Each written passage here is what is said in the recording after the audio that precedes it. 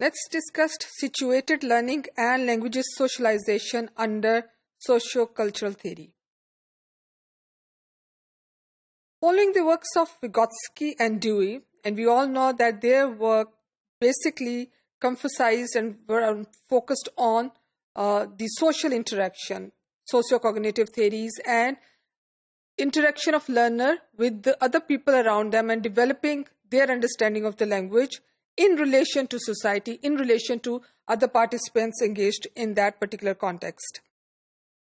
Now, following their work, Jean Lev and Etienne Wenger introduced the theory of situated learning as an instructional approach in early 19th. Situated learning, again, has everything to do with the interaction and building up of knowledge in relation to the society. So looking at the learning in relation to society, in relation to culture.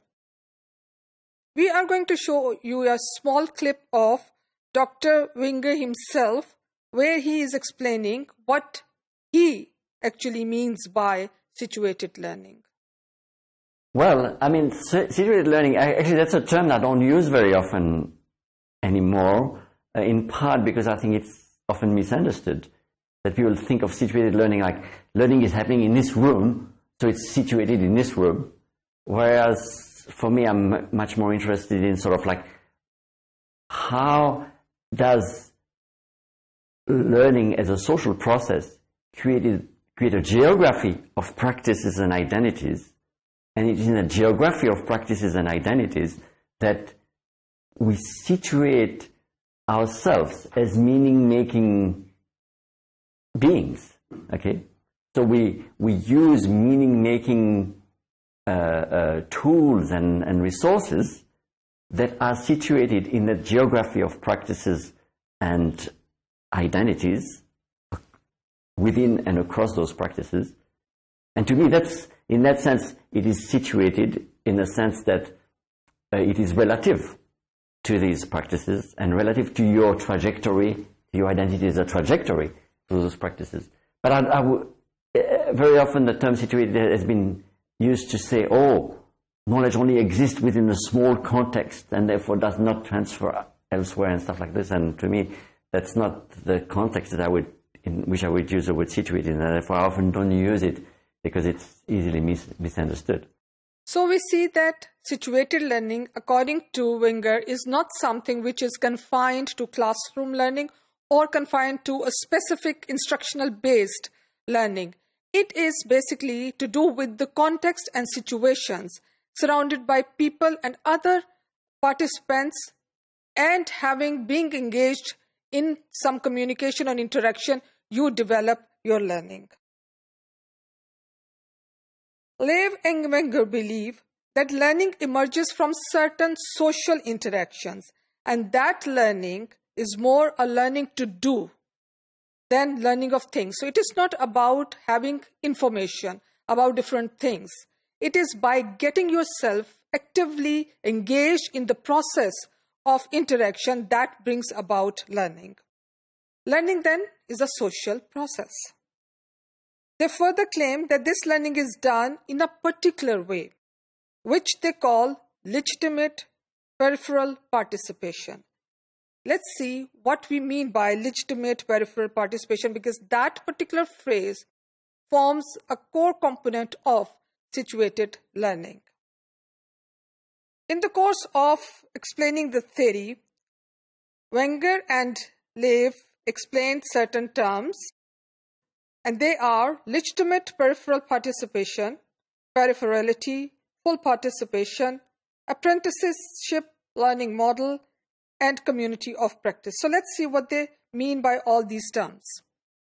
Legitimate peripheral participation, according to this particular point, they believe that legitimacy of social participation is essential, that the very core purpose why you are in a process of participation, that is important.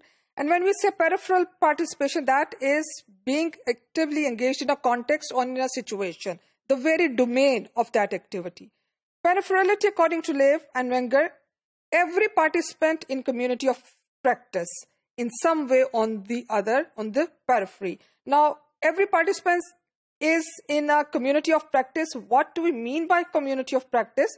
That is a group of people with a common activity who increase their knowledge on the subject through continued interaction with each other, and interaction develop competency. So community of practice is where they share a common activity, and that activity increases the knowledge through continued interaction, and with that continued interaction, one develops the competency, which is actually the desired aim of any language learning practices. Full participation, what happens is that when a learner gets engaged in the peripheral participation, over the time that peripherality evolves into full participation. And when it happens, it is a level where individual has a command on the knowledge, practices, and resources within the community and assertive role in the community. So you have the legitimate peripheral participation, that your actual purpose of getting into a particular domain. Then you get into that domain where you have a community of practice, and from there, having been engaged in that, you come to the full participation.